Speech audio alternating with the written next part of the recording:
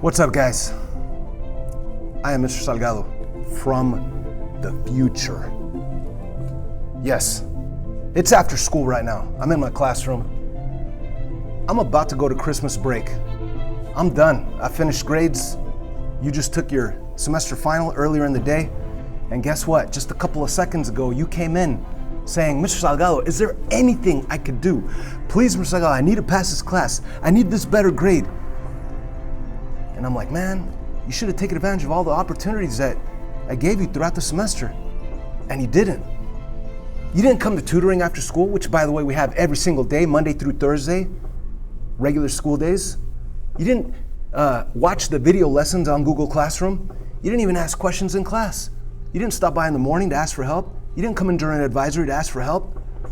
You didn't do the practice tests that actually go into your grade as a homework grade. And there's a video attached to each question explaining how to do each question of that practice quiz or practice test. You didn't do any of that. So, you left crying.